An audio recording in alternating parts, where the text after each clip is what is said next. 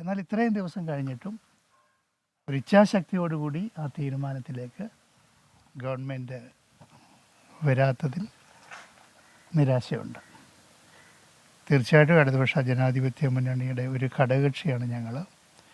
ഒരേ സമയത്ത് ഞങ്ങളുടെ സോഷ്യലിസ്റ്റ് പോളിറ്റിക്സ് ഞങ്ങൾ പറയണം, അതേ സമയത്ത് തന്നെ LDFിൻ്റെ ഡിസിപ്ലിൻ പാലിക്കുകയും വേണം. അങ്ങനത്തെ നൂൽപ്പാലത്തിൽ കൂടിയാണ് സഞ്ചരിച്ചുകൊണ്ടിരിക്കുന്നത്. പക്ഷേ ഞങ്ങൾക്ക് ഈ കാര്യം പറയാതിരിക്കാൻ നിവൃത്തിയില്ല. എത്രയും വേഗം ഇനിയുമെങ്കിലും ഇദ്ദേഹത്തെ ഈ ചുമതലയിൽ നിന്ന് മാറ്റി നിർത്തണം എന്നാണ് ഞങ്ങൾക്ക് അഭ്യർത്ഥിക്കുന്നത്. ഈ ഇടതുമുന്നണിയിലെ പ്രധാനപ്പെട്ട ഘടകകക്ഷികളൊക്കെ തന്നെ ഈ ആവശ്യം ഉന്നയിച്ചു. മുഖ്യമന്ത്രിയും CPM-ഉം അതിൽ മുൻപ് ഉള്ള ഉറച്ച നിലപാട് തന്നെ തുടരുകയാണ്. CPM-ന് മുഖ്യമന്ത്രിക്ക് ഈ വിഷയത്തിൽ ഒരു ഏകാധിപത്യപരമായ സമീപനമാണോ ഉള്ളത്?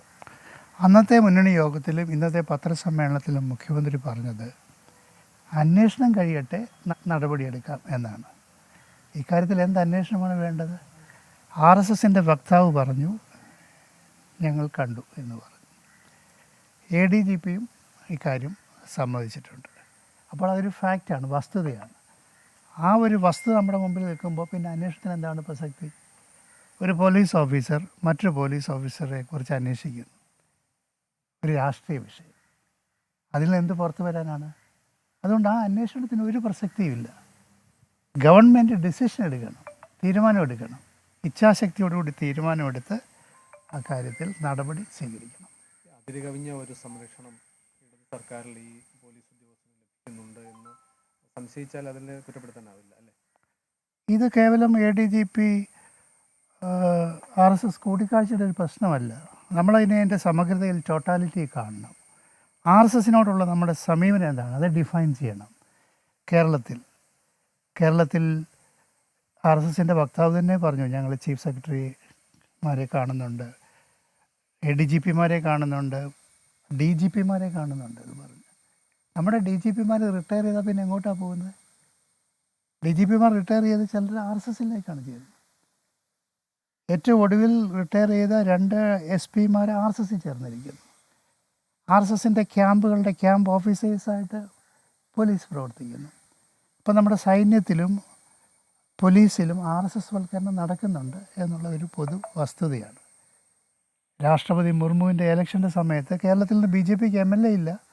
പക്ഷേ BJP തീരുമാനിച്ചിരുന്നു ഇന്ത്യയിലെ 29 സ്റ്റേറ്റിൽ നിന്നും വോട്ട് മേടിക്കണമെന്ന്. കേരളത്തിൽ നിന്ന് ഒരു വോട്ട് അവർക്ക് കിട്ടി. എവിടെ നിന്നാണ് വോട്ട് കിട്ടി?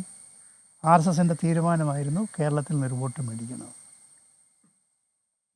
BJPക്ക് കഴിഞ്ഞ പാർലമെൻറ്റ് ഇലക്ഷനിൽ 11 അസംബ്ലി മണ്ഡലങ്ങളിൽ അവർ 1-ാം സ്ഥാനത്ത് വന്നു. 3 പാർലമെൻറ്റ് മണ്ഡലങ്ങളിൽ അവർ 2-ാം സ്ഥാനത്ത് വന്നു. ഒരു പാർലമെൻറ്റ് സീറ്റിൽ അവർ വിജയിച്ചു. 13% വോട്ടുണ്ടായിരുന്ന 19% അപ്പോൾ കേരളത്തിൽ ക്രമികമായി RSSൻ്റെ ഒരു വളർച്ചയെക്കുറിച്ച് നമ്മുടെ പൊളിറ്റിക്കൽ പാർട്ടീസ്, ലെഫ്റ്റ് പാർട്ടീസ്, നമുക്കതിനെക്കുറിച്ച് ബോധമുണ്ടോ? RSSനെ കണ്ട എന്താ കുഴപ്പം?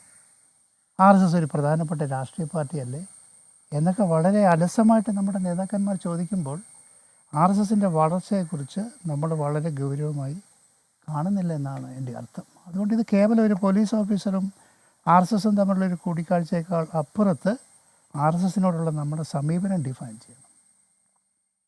പിണറായി വിജയനും CPM-ഉം ഡിഫൈൻ ചെയ്യേണ്ട ഒരു ഘട്ടത്തിലേക്ക് എത്തിയിരിക്കുകയാണ്. അത് ലെഫ്റ്റ് പാർട്ടീസ് എല്ലാവരും, ഇടതുപക്ഷ ജനാധിപത്യ മുന്നണി എല്ലാവരും.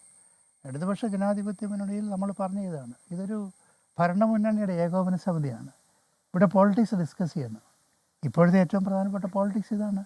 കേരളത്തിൽ RSSൻ്റെ ക്രമികമായ വളർച്ച അതിവിടുത്തെ ഒരു സെക്യുലർ സൊസൈറ്റിയെ ബാധിക്കും. ഈ ഉദ്യോഗസ്ഥന്മാരുടെ ലോയൽറ്റി ആരോടായിരിക്കണം? നമ്മുടെ ഉദ്യോഗസ്ഥന്മാർ, പോലീസ് ഫോഴ്സിലും സിവിൽ സർവീസിലും വരുന്ന പോലീസ് ഉദ്യോഗസ്ഥന്മാർ നമ്മുടെ കോൺസ്റ്റിറ്റ്യൂഷനോടാണ് അവർക്ക് ലോയൽറ്റി ഉള്ളത്. ഡെമോക്രസി, ജസ്റ്റിസ്, സോഷ്യലിസം, ഇതുപോലെയുള്ള കാര്യങ്ങളോടാണ് നമ്മൾ അഫേം ചെയ്യുന്നത് കോൺസ്റ്റിറ്റ്യൂഷനിൽ. എന്നാൽ RSS പറയുന്നത് ഹിന്ദു രാഷ്ട്രയാണ്. അപ്പോൾ ഹിന്ദു രാഷ്ട്ര പറയുന്ന RSSനോടാണോ അതോ